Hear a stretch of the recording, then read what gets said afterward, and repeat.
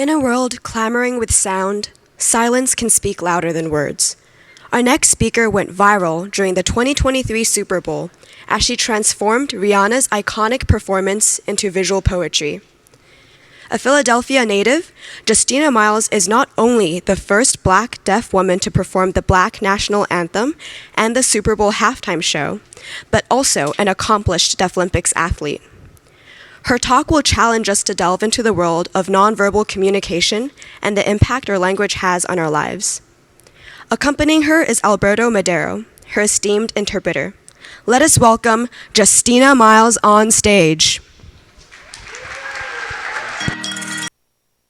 What's up, beautiful people? My name is Justina Miles, and I'm a Deaflympics athlete and deaf performer. I'm honored to be part of TEDxPenn and to be back in Philly, my hometown. Go Birds! Before I begin, nothing in my teeth, right?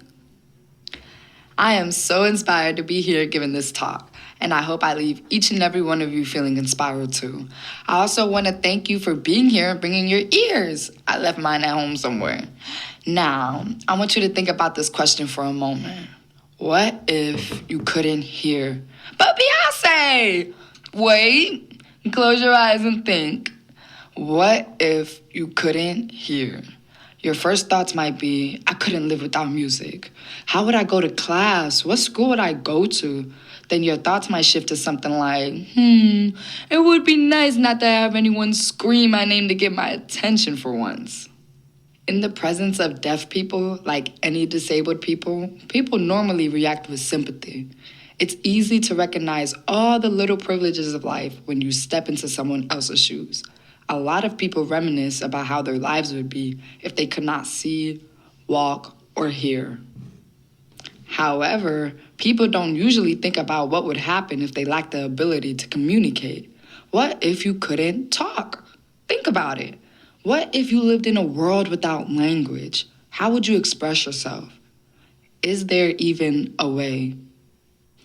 Imagine you are born into this world, foreign to a language everyone around you relies on to get through each moment.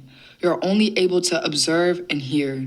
There are no gestures for complex emotions like compassion, empathy, contentment. Charades aren't enough for crucial discussions of life skills, social news, or stories passed down from ancestors. You move through life without the biggest details contributing to your relationships, identity, and how you process information. Place yourself at the dinner table with your family. Your grandmother is speaking. You notice your little sibling's eager eyes fixed on her. Your father rolls his eyes in embarrassment because he's hearing the same story for the 100th time. The air vibrates with this wonderful sneak peek of your family's history. Her tone shifts. She speeds up. Everyone is at the edge of their seats, anticipating. She slows down. Everyone is relieved. Then she immediately stops, and the table bursts with laughter. A bigger feeling of disconnect fills your body. Why is everyone laughing? What was the story about? How did they expect you to understand? That is an example of dinner table syndrome, one of the many domino effects of language deprivation. Dinner table syndrome is often used in the deaf community to describe the exclusion of deaf members in the home. According to the NIDCD and Boston University, more than 90% of deaf children are born to hearing parents, and most of them do not sign. Only 8% learn enough to have a two-way conversation. Due to lack of access to American Sign Language education, 70% of those children experience language deprivation. BIPOC deaf children's experience is even worse. Their experience extremely contrasts the experience of CODAs, children of deaf adults, who show normal to impressive results in language acquisition and positive mental health. The book, Language Deprivation in Deaf Mental Health, shows how CODAs are introduced into a bicultural and bilingual world of spoken and sign language. Meaning CODAs experience life with a fully functioning brain, exercising their cognitive skills through the three main systems of communication: verbal, nonverbal, and visual. On the other hand, deaf children who experience language deprivation cannot express nor retrieve through those communication systems at full capacity. Oftentimes, they perform extra work to accommodate their needs.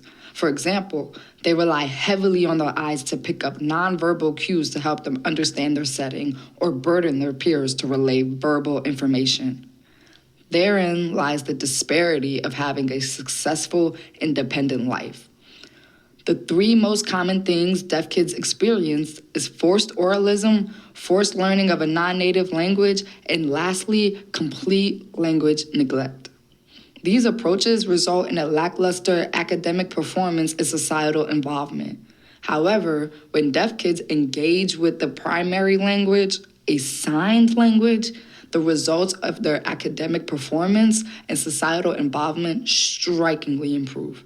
The value of sign language is golden. Not only are you receiving, but you have the ability to be reciprocal. This is what separates us from animals. And out of 7,000 plus cognitive universes, you gave this person none. Before I dig deep into the importance of access to sign language, it's crucial for you to understand how we got here. How is sign language relatively new? Why are deaf people deprived of a language? And what should hearing people do? Well, it started way back when the first deaf institution in America was founded in 1817, now known as the American School for the Deaf. It was founded by Thomas Gallaudet and Laurent Clerc, a recent graduate and professor hailing from the first deaf institution in the world in Paris. Clerc was the first deaf person to stand before Congress as well as the president, paving the way for future advocates that built schools and fought for the preservation of sign language. After that, we all lived happily ever after. Not quite yet. Dun, dun, dun. The school was originally called the Connecticut Asylum at Hartford for the instruction of deaf and dumb persons, as deaf and dumb was the accepted notion at the time, and schools were asylums or rehabilitation centers. All of these terms have lingering effects on today's misconceptions about deaf people. However, not everyone liked the idea of preserving sign language. While deaf advocates were working on the expansion of deaf education, spreading the word, founding schools, and teaching deaf teachers, Alexander Graham Bell was doing the opposite. Yes, the guy in our textbooks who invented the telephone. Bell, a fan of eugenics, made it his life goal to turn America into an only English-speaking country, meaning every person should be orally transmitting information in English, even if you can't talk. Bell created his own association to push oralism, published written works, and worked with medical professionals to spread his ideas that deaf should not socialize with or marry deaf and create a defective human race. Though both his mother and wife were deaf, Bell, along with others like the Pierre Society, had all intentions of oppressing deaf people. Their goal was to teach deaf people how to speak in hopes of normalizing them, but more importantly, to discontinue and demonize the use of ASL. Oral programs implemented by Bell and the Society had over 200 methods, often referred to as war of methods, for teaching speech. These are examples of oralism methods, including feeling vibrations on instruments and voice boxes or pronouncing sounds into candles. Their education focused solely on the formation rather than the meaning of words. Students lacked knowledge of math, science, English, and as a result needed extended time for their academic education. These lopsided educational methods sparked a large debate, one that still goes on today, of manual communication versus oral. Which is better for deaf people? Do we allow deaf people to use their own language or utilize the war of methods to teach speech? Since deaf people were severely oppressed and viewed as inferior to hearing people, they did not have much say in this debate. During the second meeting of the International Congress on the Education of the Deaf, later known as the Milan Conference of 1880, decided to ban sign language worldwide. They decided that oralism was the best way for the deaf. Only 1 out of 164 delegates at the conference were deaf. Ultimately, since deaf institutions were the only place for deaf workers, there was a decline in deaf teachers, writers, poets, and more. As a result, generations of deaf education suffered a loss of hereditary language and a loss of language acquisition as they learned to simply mimic words to the best of their ability rather than fully, creatively use and apply the language in their daily lives using a modality they can fully thrive in: sign language. Finally, in 1960, William Stokoe wrote the first ASL dictionary. He proved that ASL was a language of linguistic rules and structures, serving as a catalyst for the formal recognition of deaf people and their language. It wasn't until 2010 that the ban made by the Milan Conference of 1880 was lifted. Yes, our 2010. White tees and baggy jeans 2010, that was like 3 years ago. So what does this mean? Do we rewrite the history books on Alexander Graham Bell? No, the problem with oralists and their fight against ASL was they overlapped the two: speech and language. I would agree with this if speech were replaced by expression. Speech and language are not the same thing. Speech is a modality of a language. For example, speaking is a modality of English and signing is a modality of ASL. Language, on the other hand, allows for complex thought processing regarding intellect, logic, and reasoning. Furthermore, a person's language development directly impacts their personal growth, identity, and place in society. Oralists spread the idea that speech delays coexisted with educational delays, that you needed to be speaking to be intelligent. They did not know how to measure the knowledge or quality of thought of deaf people if they could not hear them speak. They banned ASL, and as a result, deaf people were mimicking meaningless words, limiting the contribution deaf people can make in society. When you enforce speech, you also enforce hearing, which deaf people obviously lack. It wasn't until the fight of preserving ASL, after understanding the English language in their way, despite all the bans, that allowed deaf people to speak up and educate the world on their abilities. Deaf people were going through dinner table syndrome on a global scale. This inspired resistance art created by deaf artists like David Call and Nancy Rowe. This shows students being taught orally and sneakily using ASL behind their back. Their rebellious nature is the reason I'm able to be here today. Dinner table syndrome still happens on a global scale. Since the deaf culture was frowned upon and viewed as defective, the common misconception of needing to fix deaf individuals is still very prominent in our world. Medical professionals push hearing devices and oralism before informing about the language that comes with a resilient culture, deaf schools, and opportunities such as Deaf Olympics. They could literally become Olympians. Instead of promoting fear, people should promote possibilities. Instead of being quick to conform deaf people into our world, it's crucial to see what we can contribute to theirs. Deaf people will live an independent life, communicating through different modalities: speech, sign, and any other way that is accessible.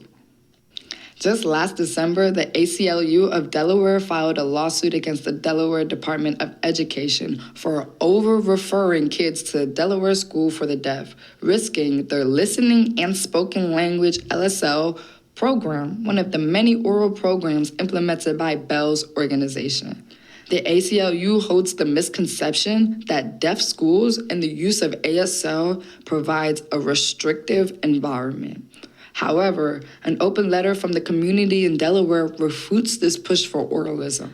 They state the lack of evidence of the LSL program being effective and a whole lot of evidence of positive cognitive and social skills of deaf children learning in their native language with whatever additional support. Now, the ACLU is revisiting the bill this year. Despite the advancements made in preserving sign language, our society focuses on technology to cure deafness or improve speech rather than integrate the two worlds, hearing and deaf. It's time to look at the facts, boo-boo. The World Health Organization, WHO, states that by 2050, 1 in 10 people will be deaf. Their statistics show the percentages of deaf people increasing within higher age groups. We can conclude that this is a natural phenomenon. Interestingly, their site on hearing loss includes a lengthy list of information about hearing loss, how to prevent it, what responses they provide, gene counseling, rehabilitation, exhausting methods to manage hearing loss. There is not a single mention of sign language, even though it's the most risk-free and harm-free method. There is no evidence of deaf schools or any sign language having educational delays. However, there will always be risks in surgery or gene manipulation. There is plenty of evidence of oralism diminishing education. Oralism stops at the school. There is no way of applying oralism at home or in society, as speech abilities vary and lip reading is a guessing game. According to the Texas Education Agency, with a 2022 study that's recent, 70% of kids today with cochlear implants aged 0 to 8 are not hitting their language acquisition milestones. Deaf kids who have both CIs and ASL do better on language and spoken assessments. Sign language is not only accessible to the deaf, it uses visual components, making it accessible for everyone, regardless of hearing or seeing ability. Deafness is a spectrum. When we fight for ASL, we fight for the need that everyone should be educated in the way that best fits their needs. Whether it's ASL, oral, or special accommodations, one size does not fit all. When you restrict modalities one can use to speech, you restrict their communication as well as intellectual abilities. The WHO also projects that by 2050, 2.5 billion people will face hearing loss, and that at least 700 million will require hearing rehabilitation. Listen, I knew I needed therapy, but my genes also needed too. Good luck getting your grandparents to go to anything other than a checkup. In reality, wouldn't it make sense and be cool to see if an entire nursing home was signing, connecting, rather than facing barriers and regularly attending rehab, which they state will be paid for by your taxes because they lost their hearing?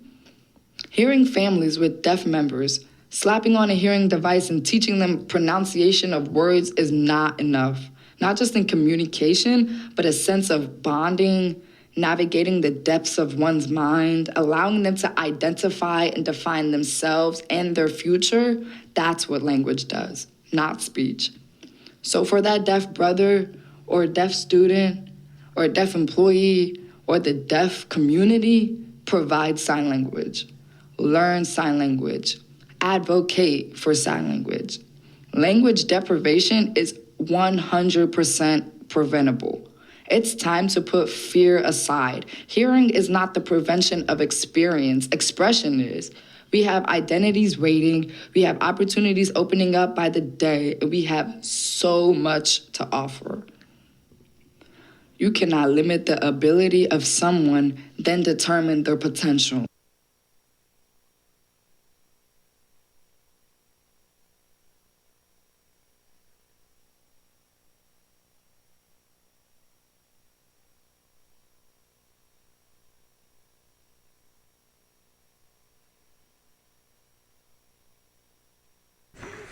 We live in a time where a simple injection could rewrite the rules of medicine, turning once fatal diseases into